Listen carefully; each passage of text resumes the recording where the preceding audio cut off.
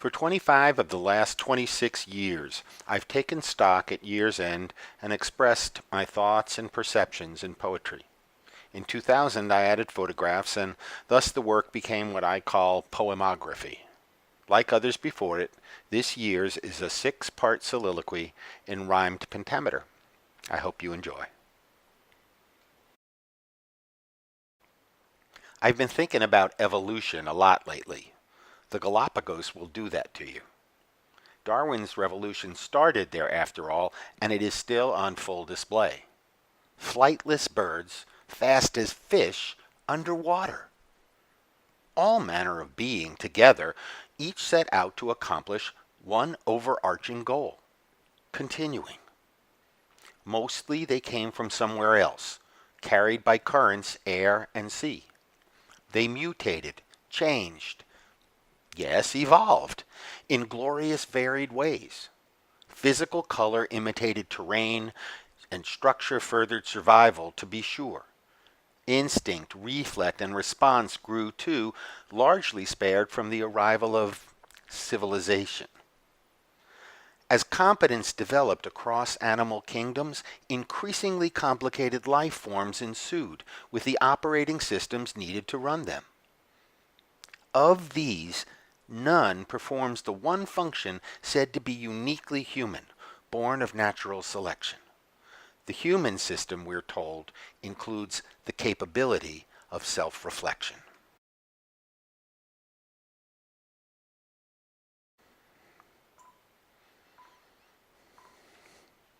Evolve, it says, the t-shirt I got in the Galapagos, or become extinct. From the perspective of evolution, I wonder if there are any distinct pluses from the trait of self-reflection. As a species, we haven't made many smart choices, and no major correction looms on the horizon. Where's there any evolutionary plus from this when the species acts in ways adverse to its apparent best interests time and again? Shouldn't self-reflection weigh benefits and harm?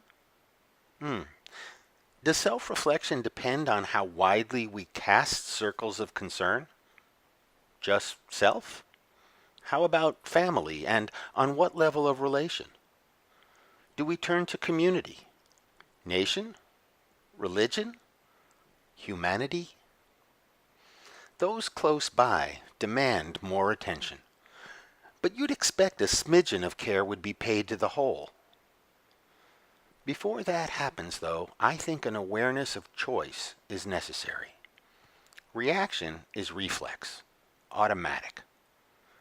But to mess with self-reflection requires creation.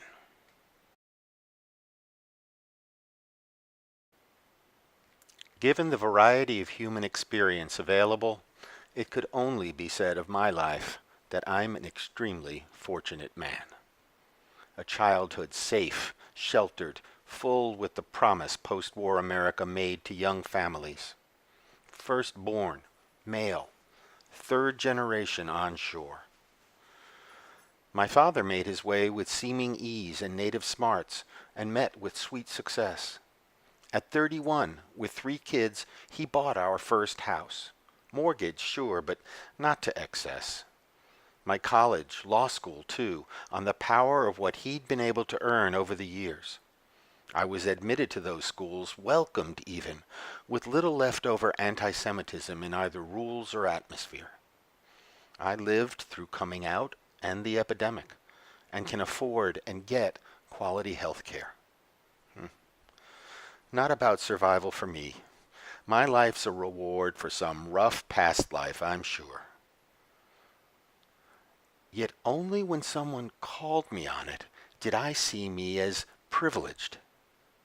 Lucky, sure, that's plainly true. It turns out unaware, too, grossly.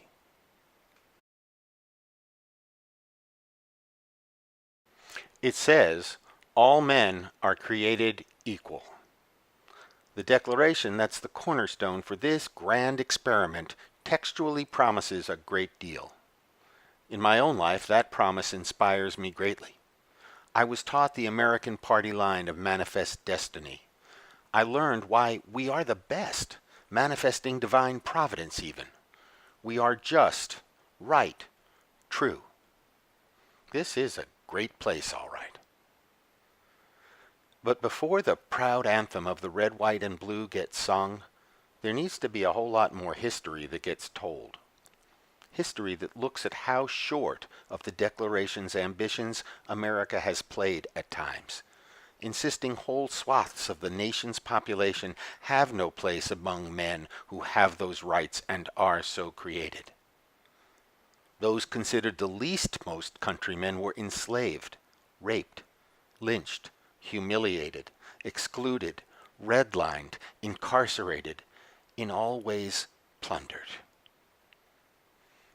I display no lack of respect for my dad's venerated deeds by noting simply, he wasn't black.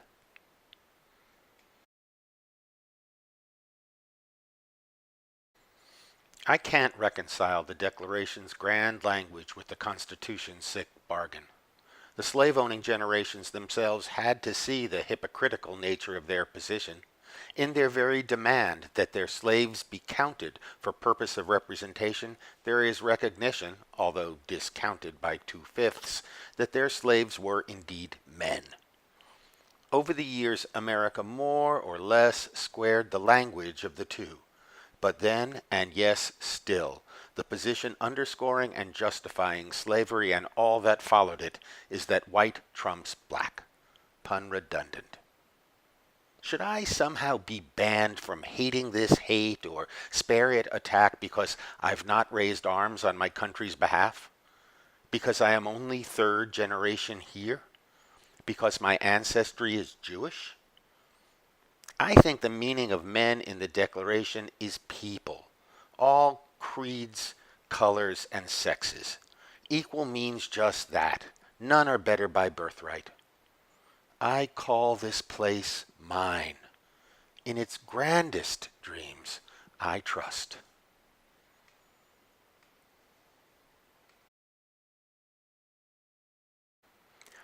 I'm tired. So much is going so wrong so quickly in so many places. It's hard to keep track, much less respond.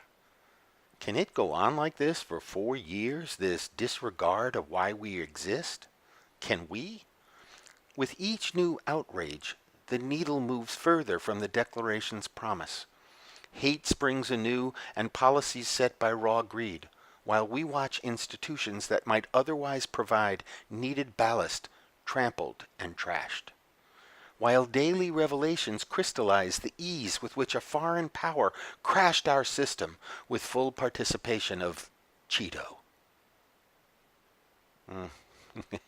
That said, if Jones' elections is, as we'd hope, a premonition of what's coming, maybe self-reflection has a shot.